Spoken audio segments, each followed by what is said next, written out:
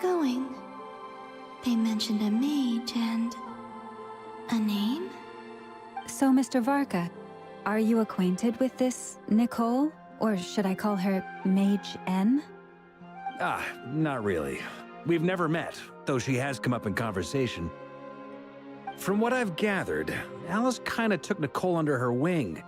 Taught her how to speak in a more ladylike fashion, that kind of thing. Huh.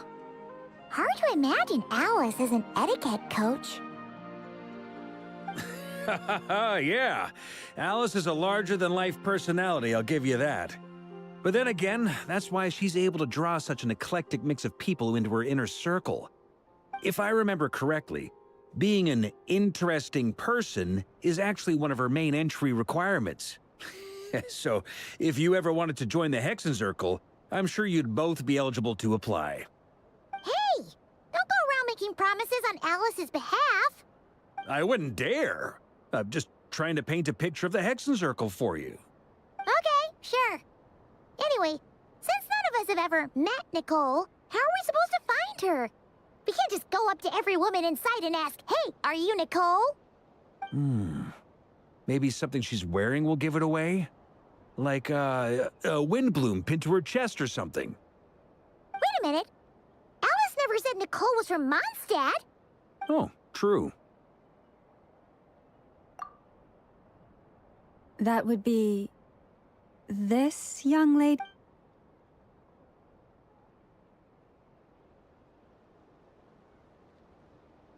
Hey there! Sorry to disturb you, but... are you Miss Nicole? Varka, Knight of Boreas of the Knights of Favonius. Alice might have mentioned me before. Mm-mm. Ah! Have we got the wrong person? Sorry. Well, this is awkward. When I shook my head, I meant, no, Alice hasn't mentioned you before. Huh? Where is this voice coming from? My apologies. For certain reasons, I am unable to speak. This is the only way I can communicate with you. It might take some getting used to, but I hope you can understand. Hey, it's fine. I'm more shocked by the fact that Alice never speaks about me. I mean, As for you two, we have crossed paths twice before, but it is nonetheless a pleasure to finally meet you. It's really you! Thanks for all your guidance in the past! You're quite welcome. This time, things are different. We have reached the unwritten pages of the story. You might say that we stand at the crossroads of fate. Now then, allow me to formally introduce myself. My name is... No, stop! Alice! I can't believe it! I had a whole speech prepared. I'd agonized over every single word. She always picks the worst moments to ruin other people's plans. I'm so sorry about that. Alice took the liberty of devising some bespoke self-introduction magic for each member of the Hexenzirkel. But I could have sworn I deleted all of the triggering conditions for it. How did it bypass everything? Oh gosh, this is so embarrassing. This is a very different side of Nicole than what we're used to. Is she not used to face-to-face interactions? Don't worry about it. We've seen that introduction magic once already, so it wasn't too much of a shock. Please go on, Miss Nicole. We'd love to hear what you have to say, or... well, communicate. Huh? Are they talking to this lady? But... Will you all promise to forget that horrendously embarrassing introduction? sorry, embarrassing. When?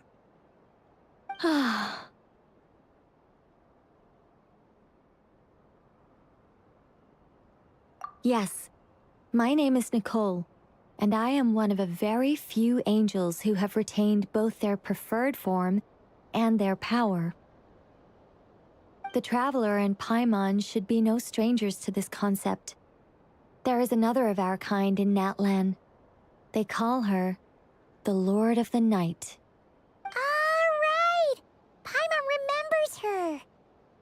Yes. Well, I have retained more of my power than she. It's because I don't have a long-term duty to fulfill. To be more specific, no. We'll be here all day if I get into the specifics. Moving on. If I'm not mistaken, you are here because you wish to learn how one might reach the moon beyond the sky. That's right. Is that something you can give us any guidance on? Yes, I do know a way. It began with the Hyperboreans, who lived after the War of Funerary Flame. Blank looks. Maybe I should start with the background of the war. Or maybe not. It shouldn't be an issue. I'll fill in the gaps for you when we have more time. Anyway, after that war ended, the three moons retreated to beyond the false sky. The Hyperboreans were humans I once aided. They accepted the civilization and creations bestowed upon them by the angels. But despite accepting many blessings of the angels, many among them still held on to their faith in the moon. This mage has a unique method of communicating. Is she talking about the moons? Yes, but they did not know. And so, still they prayed for the moon goddess's mercy. After building titanic structures that consumed vast amounts of Qwest, at last they glimpsed the moons and heard their voices. But of course, they were gravely disappointed, for it was then that they realized the three moon goddesses were dead. Oh, that's such a sad story. It is. Humanity was in a very sorry state at that time. The angels who had once aided them were gone, and the War of Funerary Flames had left them homeless and destitute. Just a second, I gotta ask. How relevant is all this history to the task at hand? Well, I mean, it's... Okay, it seems we've drifted into irrelevant narrative waters. It's been a while since I've had the chance to speak inside someone's head. As soon as I got started, I lost control and the words just flowed out like a waterfall. What I'm trying to say is... Right, yes, that's it. The relevant part is the ritual created by the Hyperboreans. The fact that they bypassed the false sky and saw the true moons implies that they successfully built a connection between Teyvat and the outside world.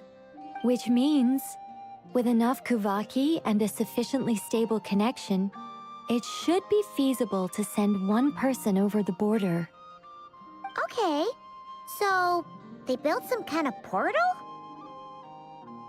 Oh, yes. A portal. Is something wrong? You sound disappointed. I just didn't expect you to summarize it so well. It turns out I could have said all that in one word, if only I'd managed to think of it. No, please, it's fine. This is invaluable knowledge. I'll be sure to record and preserve everything in writing. Oh, really? Well, in that case, I suppose I could backtrack and add some more detail. I did gloss over a few things so far. Whoa, whoa, whoa, time out. Let's summarize what we've got first. The Hyperboreans were the last ones to use this method, right? So we somehow need to find whatever structure they built and make sure there's enough Qwest to power it up. Luckily, we have the moon marrow of both the eternal and iridescent moons, so we're all good for Qwest. Which means the key issue we need to focus on is finding the place. Am I right so far? Yes. Although I expect the structure is long gone by now. That said, what if we could take advantage of the phantoms to travel back to a time when it still existed? Well, travel back isn't quite accurate. It's more like we'd be creating a handshake between 2 points in space-time. We wouldn't even have to pick a time when it still existed. It could just be a time when it still appeared in phantom form via projection, or we could project our own phantoms, fold them together, and...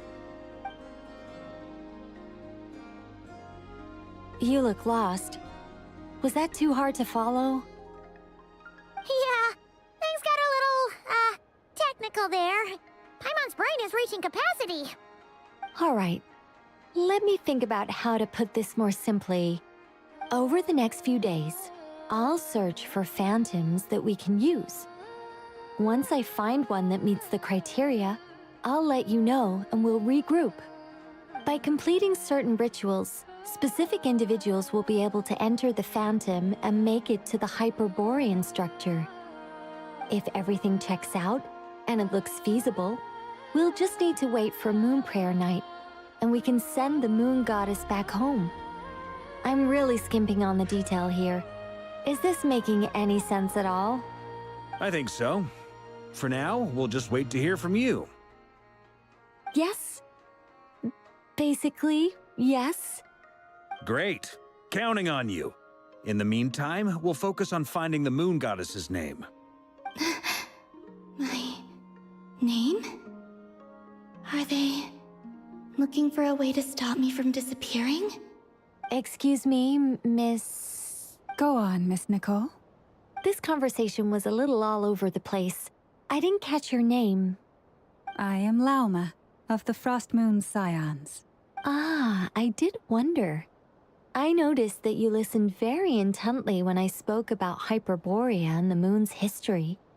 If you'd be interested, I'd love to visit you this evening and go through it again in greater detail.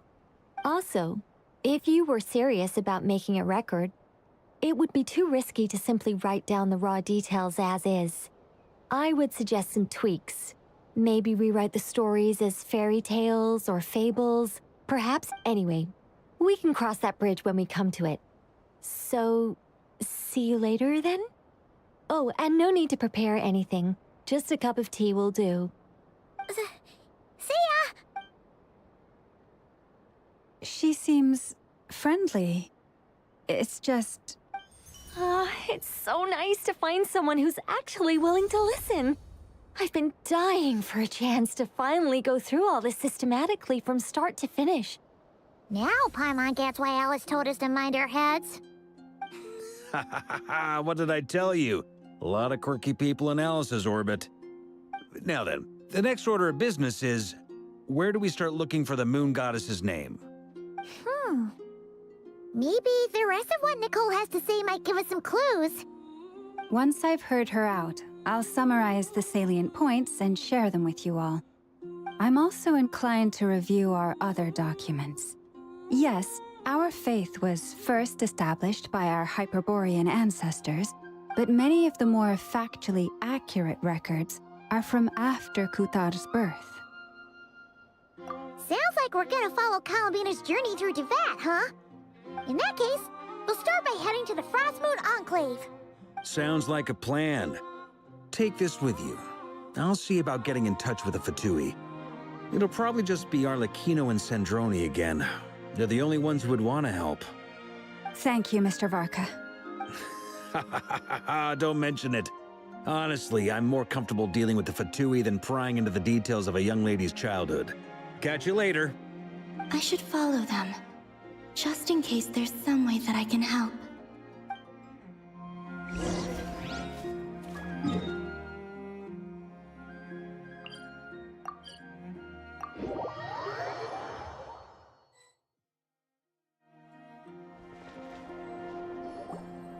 A while ago, I took the time to organize all documents in our possession that pertain to Kutar. What you see here is the material I consider reliable. You're saying there's unreliable material too? Yes. Most of the information we have was transmitted through an oral tradition. Inevitably, some of her stories were mythologized and deified over the years through countless retellings. That's why I organized them into reliable and unreliable. There's no sense seeking answers in history unless we can ensure the veracity of the historical record. Makes sense. All right, let's take a look through.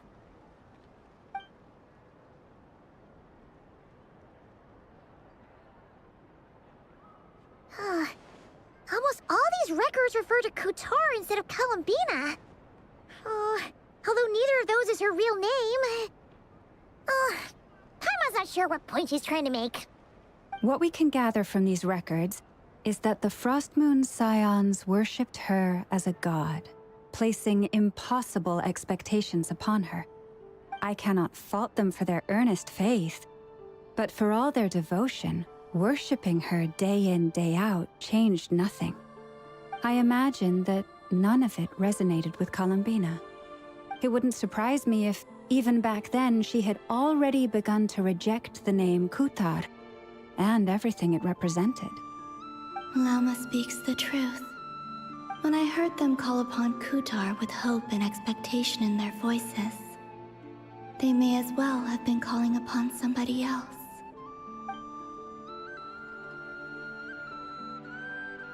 Well, that's a bit complicated.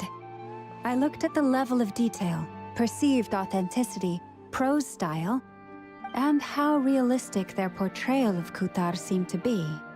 Amongst the Frost Moon Scions of today, only I know of her existence, and I alone have spoken to her face to face. As such, I know that there are certain things she simply would never do. That being said, I have sensed some changes in her lately. Changes? Oh, seems like this is getting us nowhere.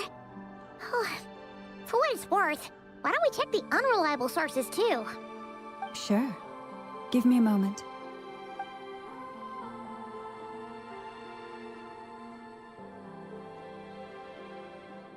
Exerting but a fraction of her divine might, Kutar sheared a great mass from the snow-capped mountain and cast it into the sea, upon whose surface shone the mirror image of the moon. Thus was formed the island of Hisi. Yeah, right. That doesn't even begin to pass the sniff test. The 3 moons are naught but lies through and through.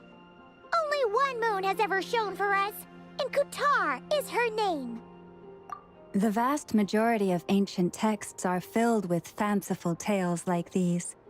I trust you understand my criteria a little better now. Kutar did not speak, merely gazing into the distance in silence. And where her gaze landed, this was her prophecy. Clearly, whoever wrote this text never even met Kutar. Otherwise, they'd know that her eyes are always closed. What about you, Traveler? What are you reading? Come on, let Paimon see. The child wished to build a wooden nest with which to shield a fledgling bird from the cold. But being so young and lacking in strength, the child could not snap the branches from the trees. Kutar was passing by. Upon seeing the child, she summoned forth a Kuhenki, who built a beautiful nest for the child. I remember that. Not knowing the meaning of Kutar's divine intervention, the child dared not to respond, and thus ran home to call their parents. But Kutar was gone. The Moon Chanter declared the event a miracle and took the nest as a relic, placing it on high for all to see. The child was named as one favored by the goddess, and was greatly respected amongst the people. Yet, no further miracles were bestowed, and this matter was forgotten in but a few... Any thoughts after reading that? Yeah, Columbina probably just wanted to join the kid in making nests. Ah. I'd originally considered this a fabrication, because Kutar did not perform any similar actions in subsequent records. But now that I think about it, it does seem like something Columbina would do. She didn't know how other people would interpret her actions. She was probably worried about making things difficult for people. So, she gradually stopped joining in. Yes. Oh, that's so sad.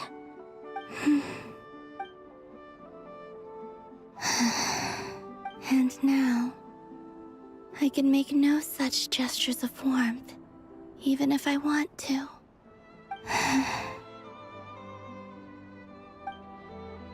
Still no name.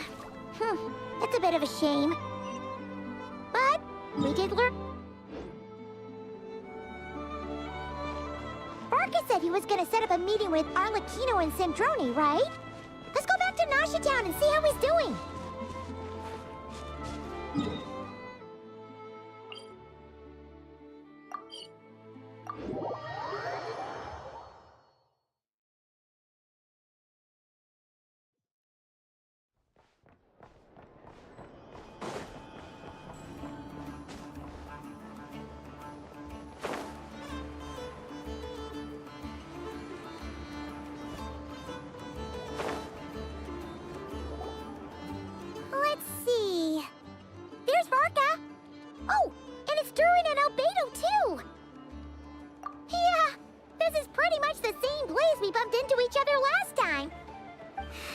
I convinced them to stick around a little longer.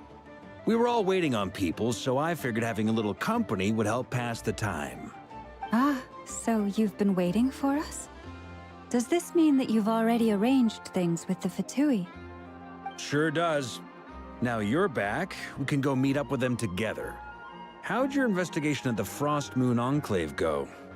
Well, we didn't find out Columbina's true name. But apart from that, it went pretty well. Aha, just as well that I didn't tag along then. I'm sure our moon goddess wouldn't want every man and his dog knowing all about her private life. Still, desperate times, desperate measures, I guess. Someone had to do it. So, Varka was waiting on us, but what about you two? Are you waiting for Alice? Oh, no. We already met with her. We discussed that experiment I mentioned to you last time. Oh, and she also handed me this communication device. That's right.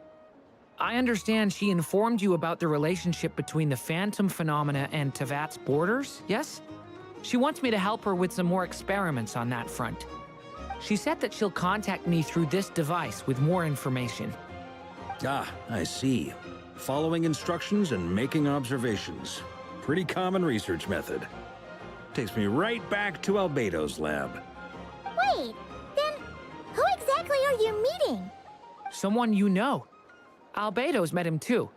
But I don't think Miss Lauma or the Grand Master have been introduced. Introductions are overrated, especially in cases like this. It's you! So, it's not like the academia has prohibitions against going abroad. Also, I applied for leave. I've been writing to Hat Guy since obtaining a human form. I've already brought him up to speed on everything that's been going on in NOD-KRAI. Hat guy? Turns out, I actually have heard that name before. Oh? Then why did you react the same way I did? I only knew the name, not the fella. But since we're all here, let's do some introductions for what it's worth. I'm Varka, Grand Master of the Knights of Favonius. Lauma, Moon Chanter of the Frost Moon Scions. And I'm a Driosh from the Vahumana Darshan of the Sumero Academia. Hat Guy. Good to see you again, Mr. Guy. I believe we last saw each other on the boat ride here. Mind you, the only reason I came here is because there's someone I want to look into. Who's that? The Doctor, also known as Dottore, second of the Fatui Harbingers. From the tone of your voice, it sounds like there's bad blood between you. I was reviewing our archives and noticed that a lot of information about him was missing. Left a bad taste in my mouth. That's all there is to it. Dottore, or Zondique, as he was then known, once studied at the Academia, but he got kicked out before he could graduate.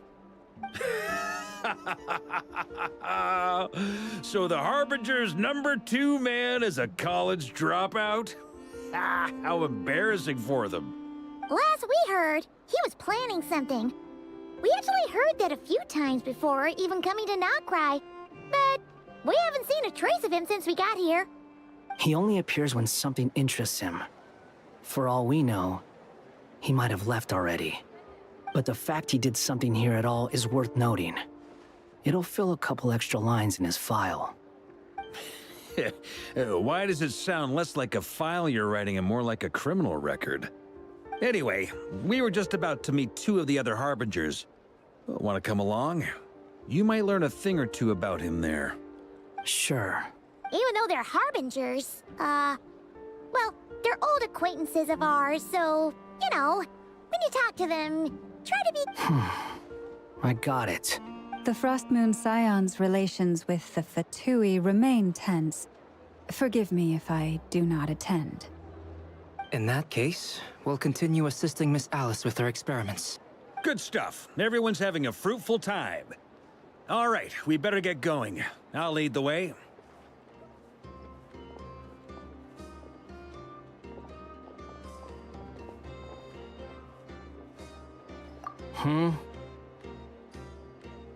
Well, yeah, that's obviously part of it. But I'm not the only one who has a score to settle with him.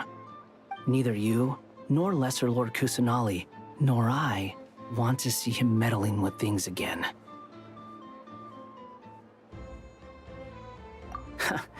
What's the hurry? Don't worry. Pigeons always know which way home is.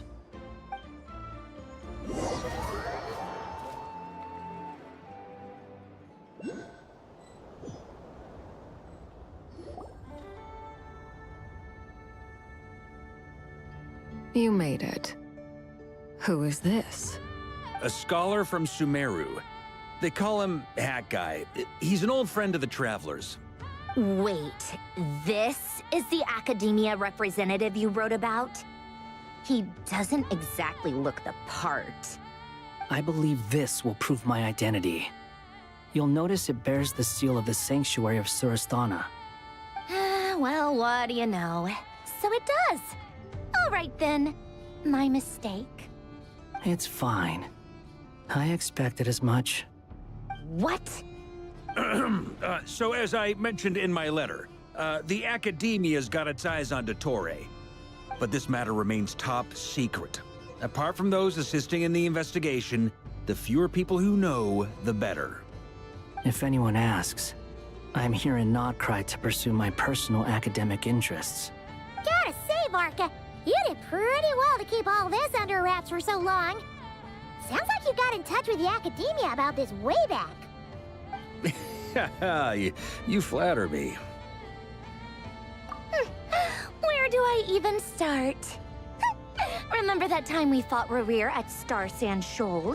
He sure let me have it then, didn't he?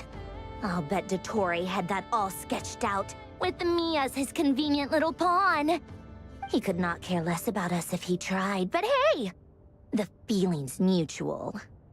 Does Dottore really strike you as the sort who values his relationships with his colleagues? Fair point. Definitely not. Which is why I always keep my guard up whenever he starts making suspicious moves.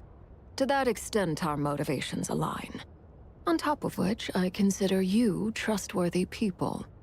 Now, back on topic.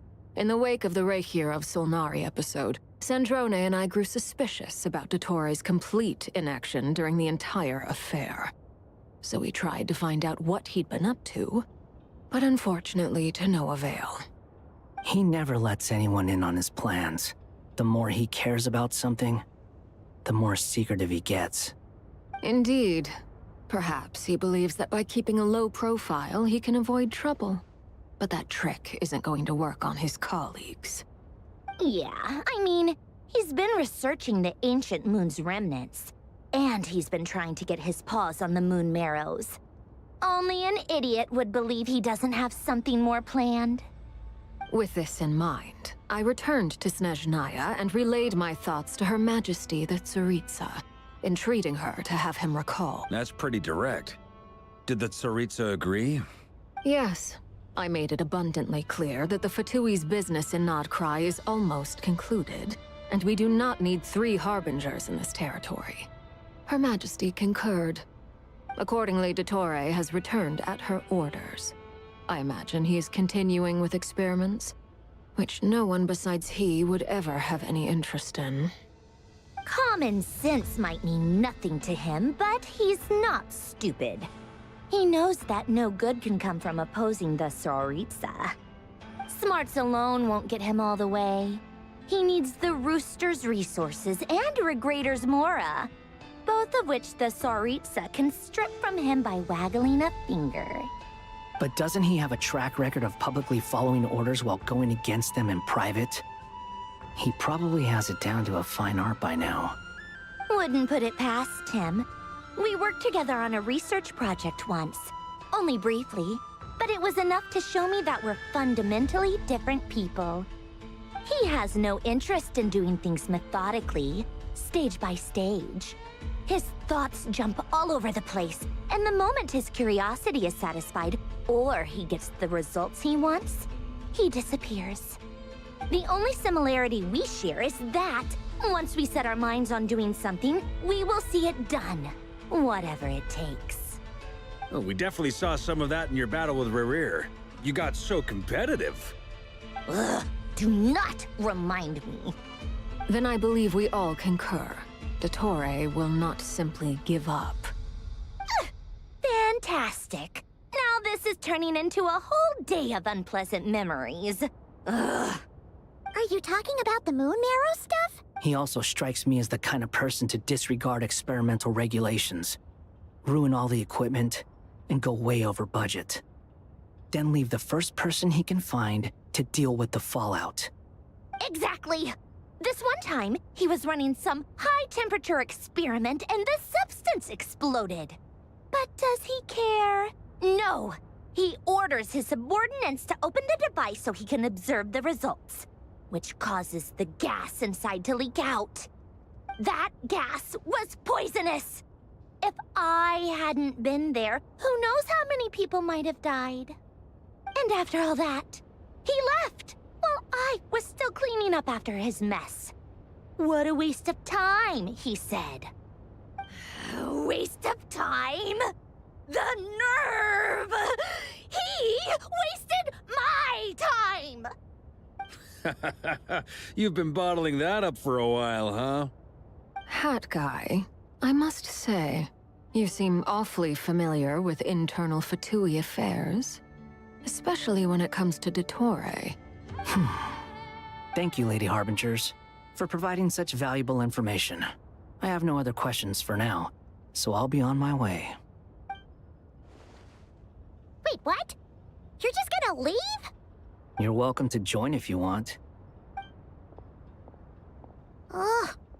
Just when Paimon thought he'd finally mellowed out. He makes quite the impression. I'll say. I've met tons of headstrong people, but not many of them would join me in bad-mouthing Dottore. Anyway, back to the main agenda. Barca, you said that Columbina has gone missing? Or rather, disappeared. Yeah. We're working on building a connection between her and this world. The simplest method is to find out her real name. I've actually asked her that question before, but she said she didn't know. Considering our relationship, I doubt she was lying to me. As far as I recall, she was never dispatched by Her Majesty to claim a gnosis or anything like that. That Tsaritsa's plans had long contained a place specifically for her. I always thought that was weird. What could she do that the rest of us couldn't? Knowing what we do now, it's probably something related to Kavaki, right? More than likely. When she first arrived, Columbina would often go to Her Majesty and ask when she could start the task assigned to her. But Her Majesty always gave the same reply. The time has not yet come. So she spent her days in Snezhnaya doing basically nothing. The Tsaritsa has summoned a beautiful blind maiden to be a harbinger, giving her the third seat by virtue only of her enchanting voice. It was a dumb and stupid rumor, but the reality of the situation made it hard to refute. And what happened after that? I imagine she stopped caring. She no longer seemed to care why she had been recruited, and Her Majesty never gave her any missions, so she just continued to sing in the flower garden. For my part, I was busy. So busy, in fact, that watching someone be that idol had me fuming. But still, I got the sense that she had long been used to a life of other people claiming she was needed when she wasn't. I just felt that having a place to stay would cost me something eventually. And so I waited quietly for the day that I would have to pay the price. And on the other end of that spectrum, you had me.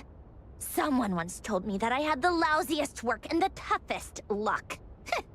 That's a good way of putting it. I forget who said it, but those words have always stuck with me. But you've done your job exceptionally well all this time. Because at heart, you are a conscientious person. What is it? Something come to mind?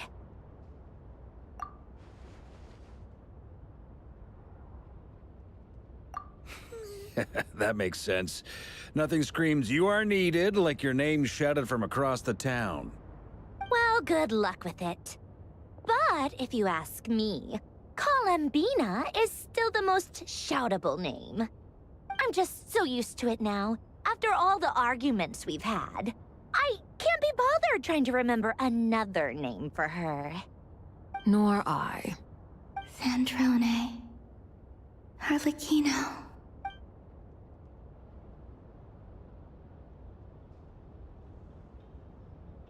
Huh! It's a Sealy! Does that mean Nicole has news for us? Ladies, I thank you for your hospitality. If the chance ever comes up, I definitely owe you both a drink sometime. I'm sure it will. You can make your own way out. Heck, you've been here enough times, you probably know your way around better than I do. Okay, time to do what adventurers do best. Follow that Sealy!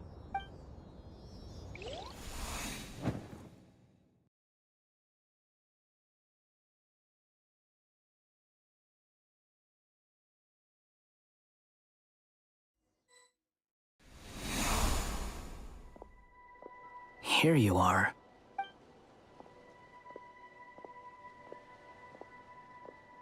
Oh, that guy. How come you're back so soon? Did things go all right with the Fatui? Fine. Dotori's been summoned home by the Tsaritsa. Couldn't get much more than that. How about you? Any progress with the investigation? Unfortunately not. We've tried everything. Different phantoms, different locations, different points in history. But the results were the same each time. Abyssal monsters roaming the land. People crying out in despair, with no hope of being rescued. Every time I see it, I can't help but think, is this what it was like in Mondstadt when Dragonspine Durin attacked? And if I fail in the task I've been given, will I create yet another tragedy? That's just meaningless speculation. When we encountered similar phenomena previously, I tried to interfere with those illusions, using sounds and lights to guide them. However, we could not change their fates. At most, we were able to extend their existences. The events of the past are like fate that has been written into Irminsul. There isn't a living thing in Teyvat that can escape its past. But Miss Alice instructed us to try to find ways to change the outcome that these phantoms face. It's an impossible task. Can't you just refuse? Since she asked us to do this, I feel like it can't truly be impossible. Or if it is, well, mages can make the impossible possible. I could not have been born as Durin otherwise. But you also said that your past 39 attempts were fruitless. That's true. But you're still going. Yes. After this many futile attempts, surely you realize that you're not doing this because you still believe what some mage told you. It's because you want her hypothesis to come true. It's something you wish for deep inside. So, think for yourself about what you want to do. As long as you don't believe it's futile, it isn't. Yeah. Previous experience indicates that we cannot touch the phantoms, which limits the effectiveness of our interventions. If we want to clear this hurdle, we need to break this rule somehow. Same thought here. Following the same rules means repeating the same failures. Reducing ourselves to mere playthings of fate. So you mean we need to figure out a way to make contact with them despite knowing that we can't? Yes, and I suspect that's something only you are capable of. Everything in Teyvat is logged in Irminsul, but the withering that once occurred in Sumeru was a sign that the Great World Tree was being corrupted. This corruption allowed things that should not have existed in Teyvat to appear. This is tantamount to rewriting reality to an extent. You're saying abyssal power might be able to affect those phantoms? No one's ever tried it before. If you're gonna try it, it'll take courage. And you have to be confident that you can control it. Is anyone there? Has anyone seen my daughter? She's missing. I have to find her. I hear someone inside. Spargana? Are you in there? Ah! If I can use my abyssal powers to warn him that there is danger here, maybe it'll change his decision. Maybe he'll stay away. Yes. The important thing is not the nature of the power, but rather how you use it. To intimidate and obstruct. Sounds about right for the Abyss. Let me try. I should be able to influence that thing. Have you seen a little girl? What? This isn't the time for that! Just run!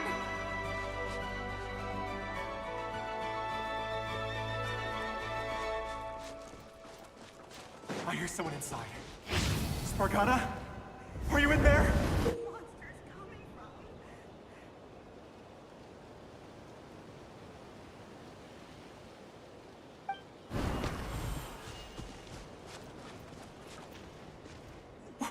What is this? Looks dangerous. I should get out of here.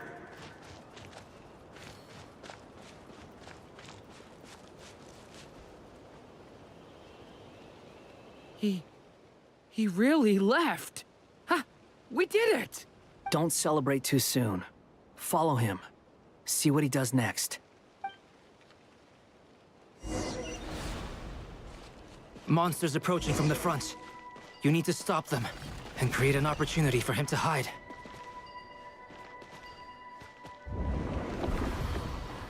No, there's a monster ahead.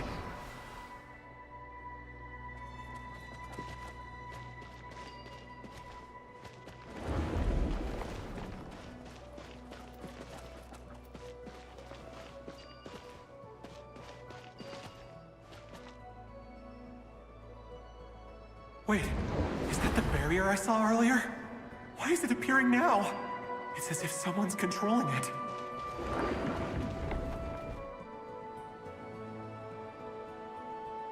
The monster's gone. Is it safe?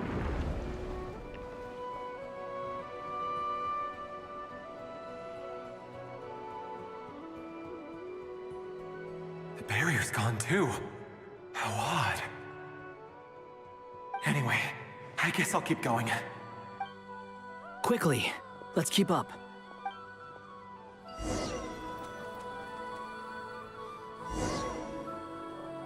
Wait, there was someone else here? Don't go any further. We've got anti-monster traps laid out everywhere. But my daughter must just be up ahead. I have to go. This way's blocked.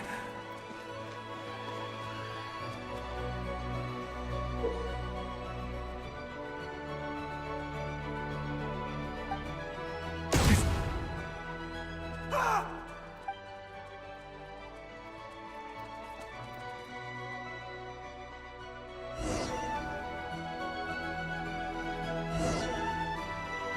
Wait, there was someone else here? Don't go any further. We've got anti-monster traps laid out everywhere. But my daughter must just be up ahead. I have to go. This way's blocked.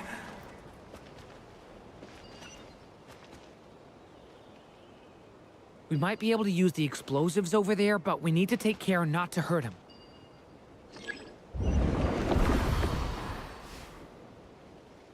I'll use the barrier to keep him at a safe distance.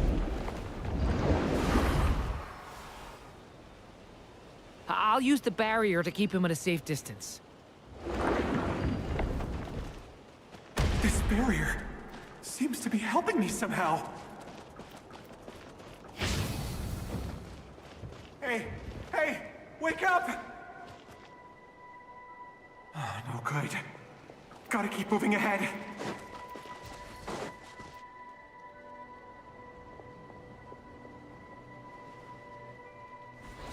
So many monsters!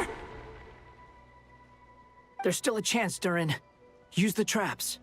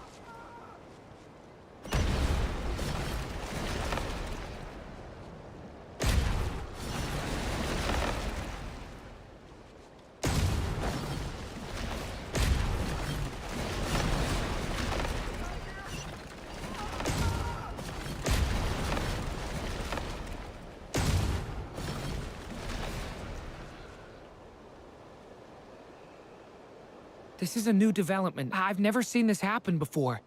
We might just be able to save this person.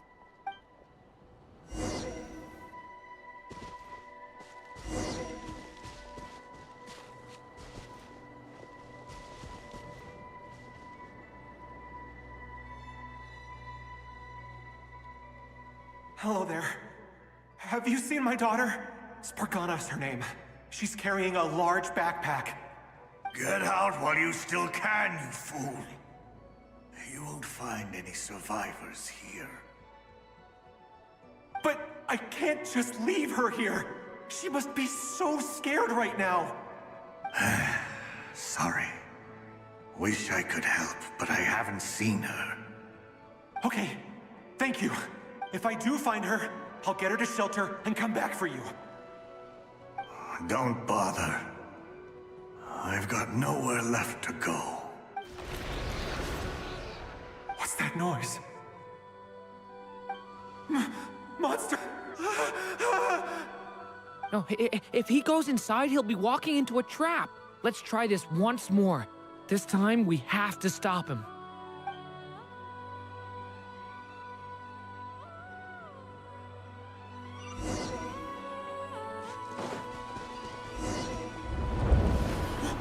Why? How will I know where Spargana's gone like this? You know what? I'll trust this strange barrier. It's gotten me this far after all.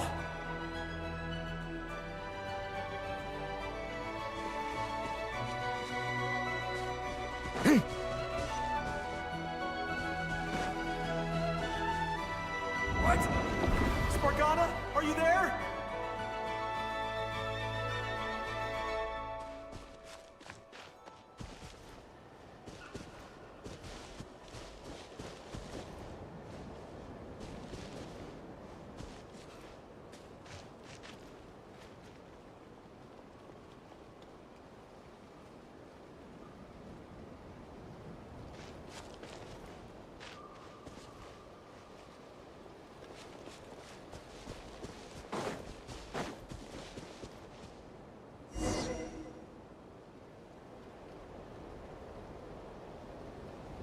Huh? That looks like one of my daughter's books! Thank you. Thank you! Yes, it's one of hers for sure. That's her name on it right there. She left her backpack here. Durin, just like last time. Use the explosives.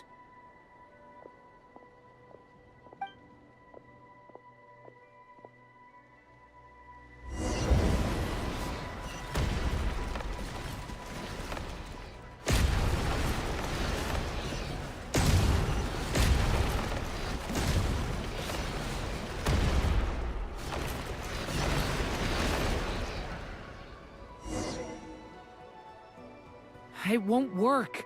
There's not enough left. If he makes it in, he'll die. But then, this clue could be the key to him finding his daughter. It might not be the only one. Better he misses that clue than loses his life. I guess so.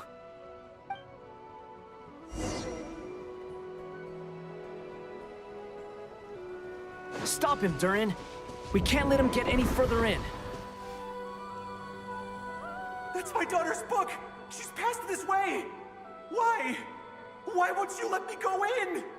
I've searched and searched and searched just for this! But how will I find her without any clues? I no longer have anywhere else to go.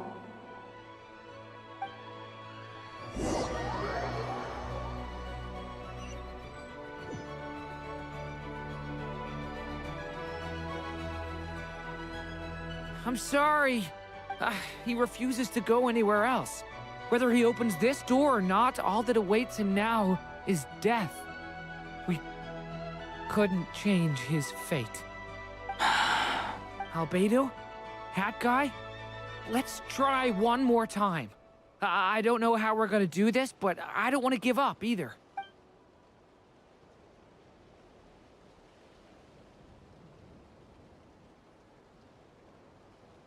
Why am I here?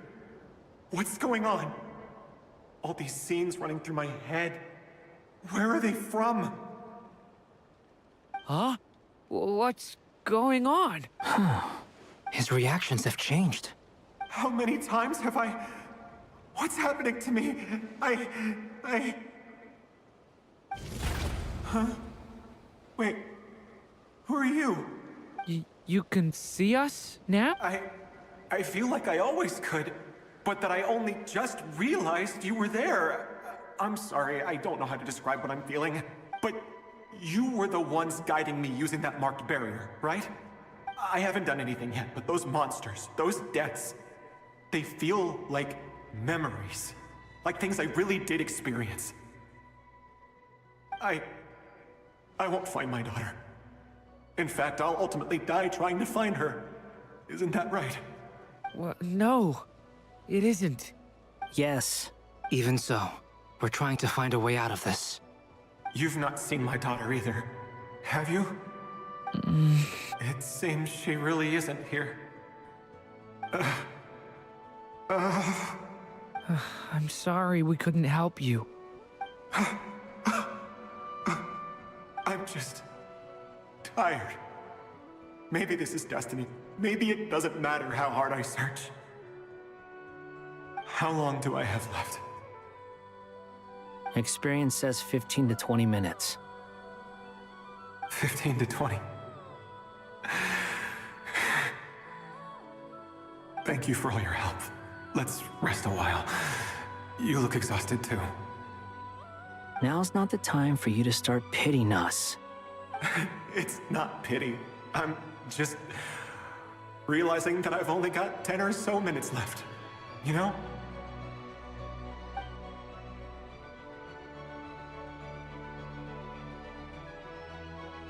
You say you're from Mondstadt, yes?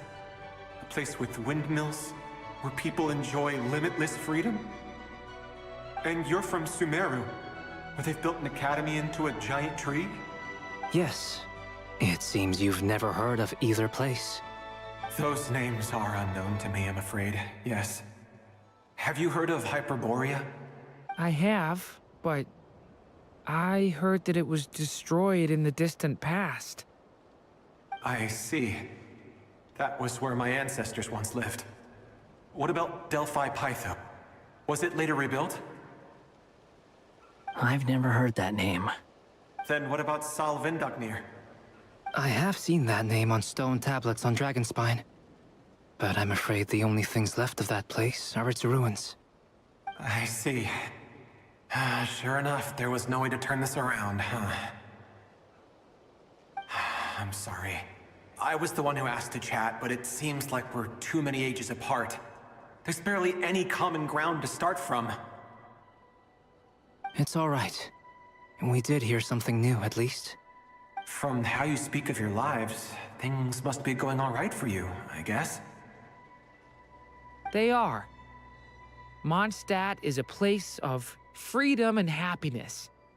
There's a lot of good people in the church and the Knights of Favonius, and even outsiders find that it's an easy place to feel at home. We have festivals a few times a year.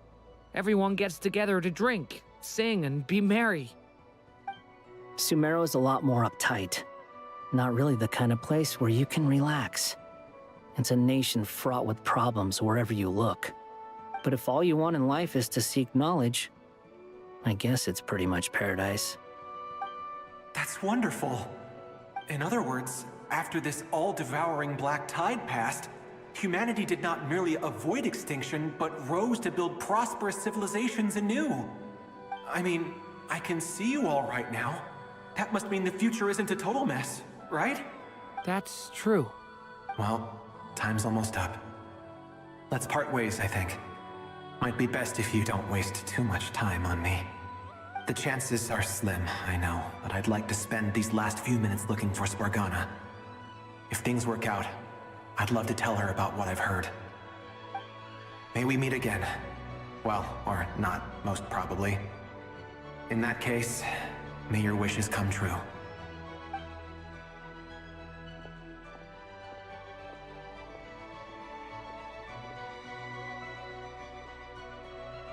He's gone. In a few minutes, he will meet the end that was his to begin with. The ending of this tale did not change, but I believe that we've just made the most progress we have yet. May your wishes come true. If only it were so simple. Hat guy, could I ask you a question? You've never talked about your past. It seems complicated, and it weighs heavily on you, too. Would you be willing to tell me about it? I mean, sometimes it's better to get things out in the open. Take that guy we try to help, for instance. At least he said goodbye with a smile, right? I know about Albedo's past. Our experiences are very similar, and he created me. As for you, you're my first friend, and you've witnessed every step I've taken. But by comparison, I know nothing about you. Either way, I mean, we're still best friends. But if I knew more about you, I might understand your thoughts a bit better. I've told you about myself. I'm a student at the academia. And what did you do before that? Prepared for the entrance exam? All right. If you really don't want to talk about it, I won't press you any further. I was a puppet built from the branches of a white tree, using technology left behind by the Conrian schools of mechanical engineering. A white tree? You mean an Irminsul tree? Yes, a branch of Irminsul that was once connected to the main tree. So you had a human creator too? Yeah, but my creator abandoned me after deciding that I was a failure. After that,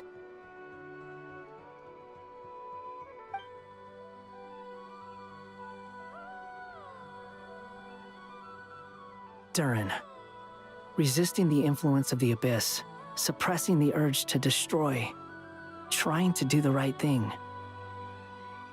But no matter how hard they are, trying to rewrite past wrongs is far harder. You asked me if you would create a new tragedy if you failed. I told you there was no point speculating about that. But the real answer is, yes, you absolutely will. That guy. But at least you've got people here to help steer you away from the wrong path. So, just keep aiming towards the light. I will. I promise. All right, break time's over. Hello? Durin speaking. Hello, friends, it's me! What have you been up to, I'm detecting some unmistakable fluctuations here at the border. The amplitude isn't particularly high, but they're completely different signals from the ones before, and the scale is comparable to those I've detected previously. Alice, we were unable to save that person. However, he appears to have retained a portion of the memories gained through that cycle, and was able to hold a conversation with us. I see. Well, that is rather odd indeed. It definitely merits further attention. Could I trouble you to keep trying the same approach? I need to gather some more data. Counting on you. I should probably have Nicole come and check this out as well.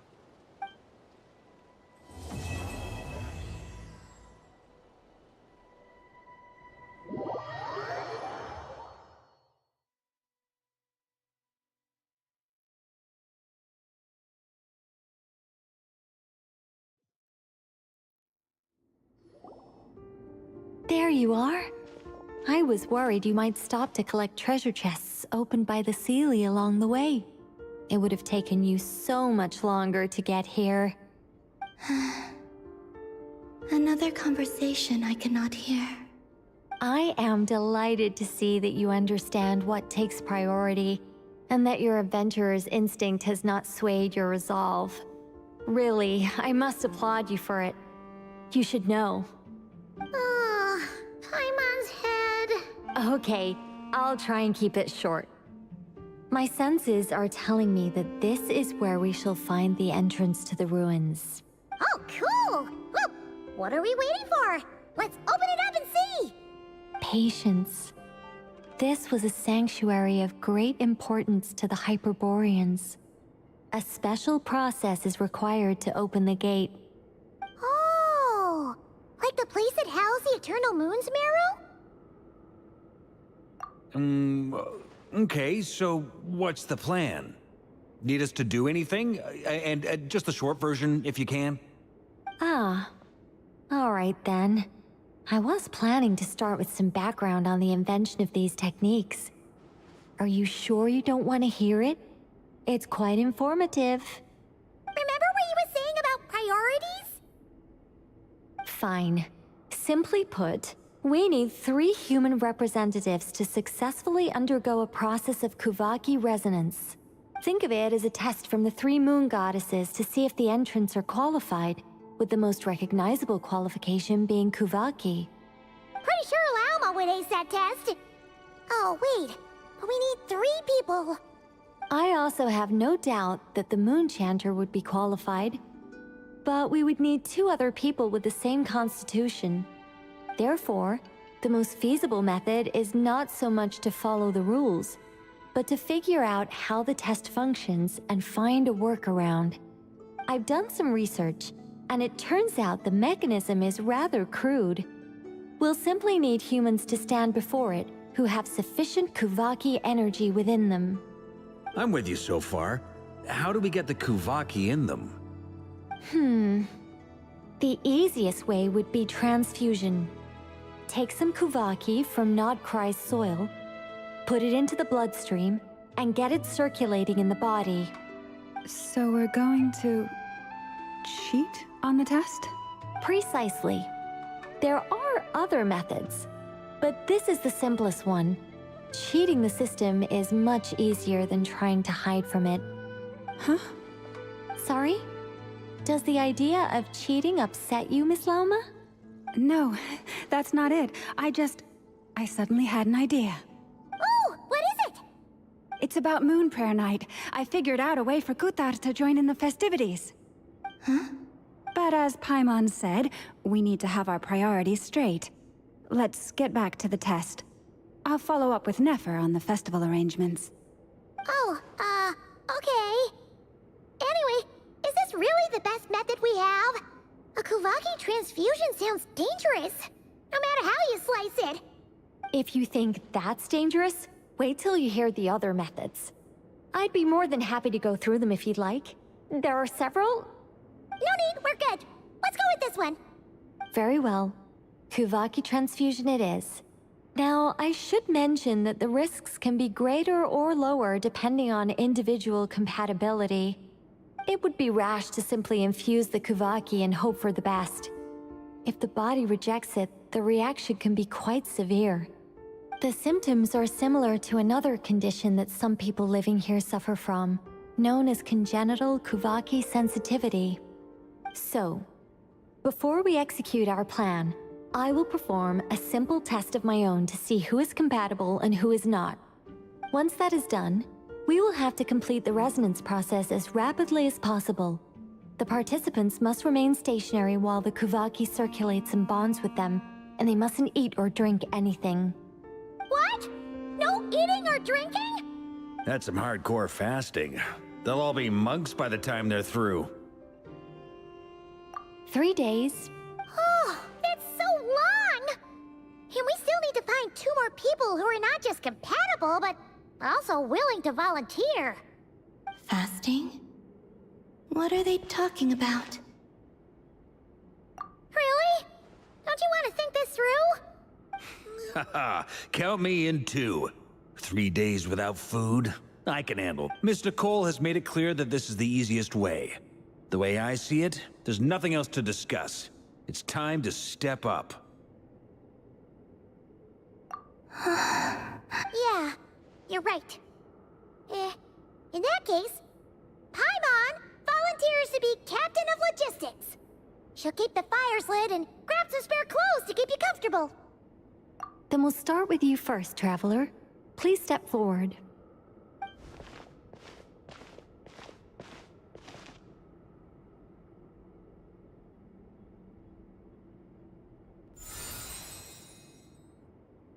How's it going? Do you feel anything? How about now?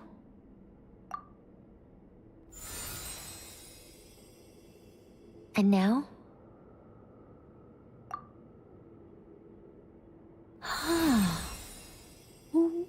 What about now?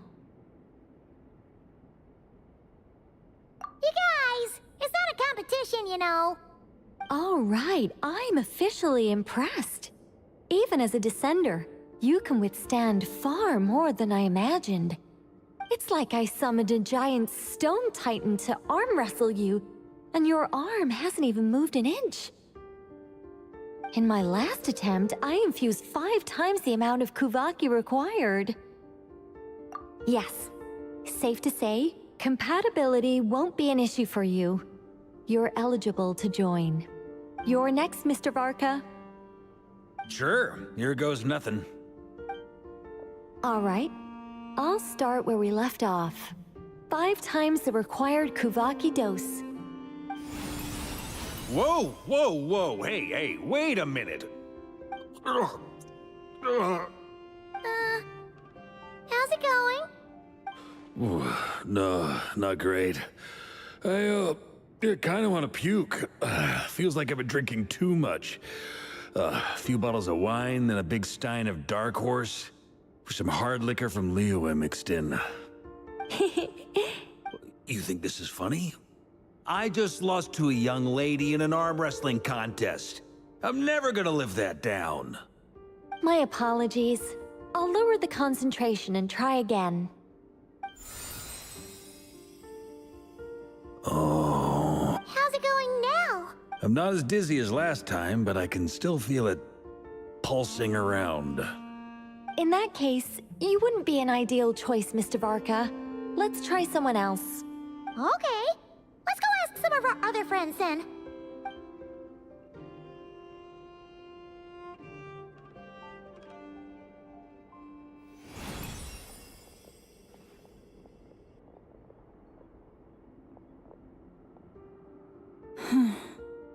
No surprises here, Miss Moonchanter.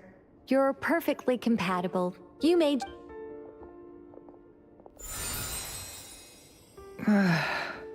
I'm getting a slight headache. Shame. You were so close. Whoa! I'm itching all over! Allergic reaction. We can't have that. Huh? Well, are you gonna start a what? The Hexen Circle is an organization that cares for and protects children. We will not have them do dangerous things. Not even tests.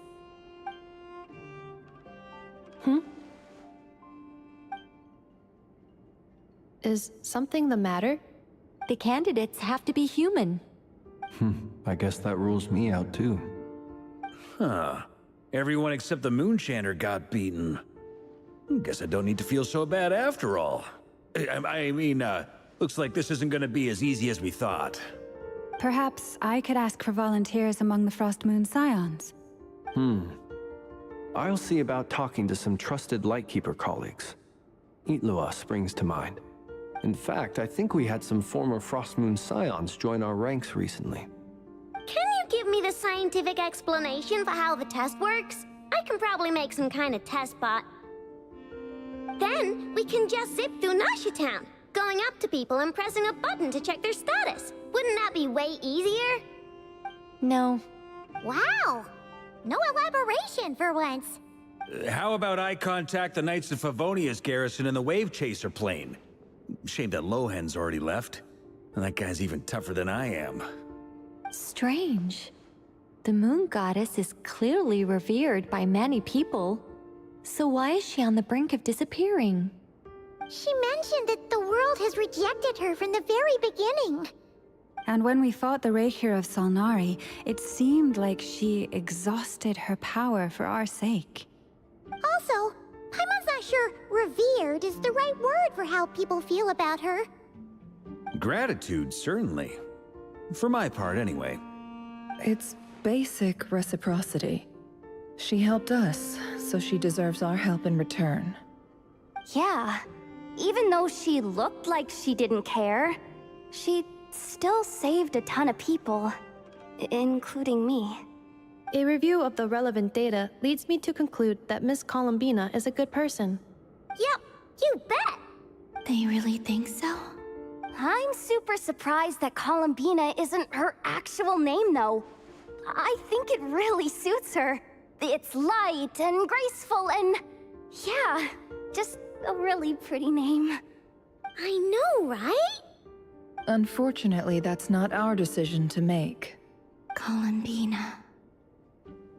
That was the code name the Fatui gave me. But it also came up in the song I heard when I was born. But... is that really all there is to it?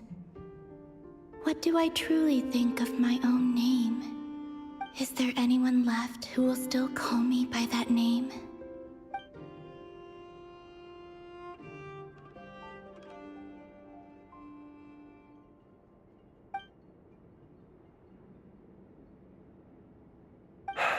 Moon Prayer Night is getting closer by the day. We're running out of time. We need to look for other candidates. Then allow me to try. Huh? What are you doing here? You contacted your friends via the Adventurers Guild. Sandrone has been keeping an eye out for something like that, so she informed me. Since I have the ability to accommodate a moon marrow, I should prove to be a suitable candidate. Arlecchino. When can we begin? I see. We can begin right away.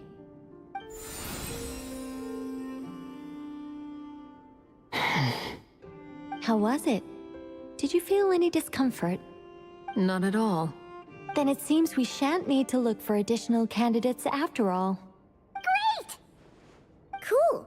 Alright, like Paimon said, the rest of us can take turns making sure the three of them stay warm and comfy. Then, my job is to take care of the caretakers. I will ensure everyone receives food and accommodation. I'm ready as well.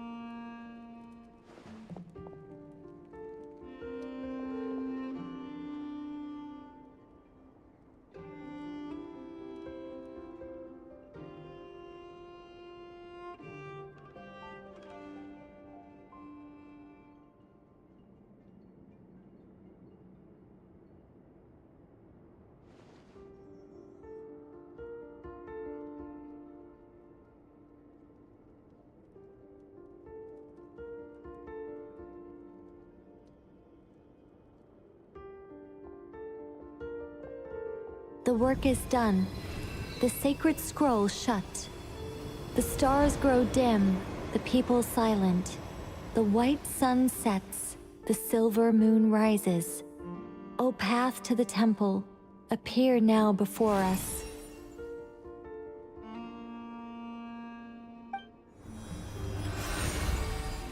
Wow! It really opened! So that's what all this is about. They've been trying to open this gate.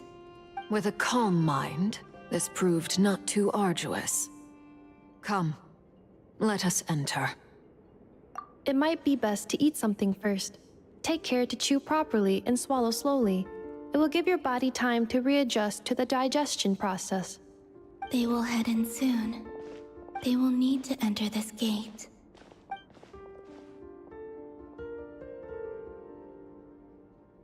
Huh? I cannot pass through. Is it because I have no physical body? It has been 3 days. My strength is all but completely faded. Can I really hold on until Moon Prayer Night?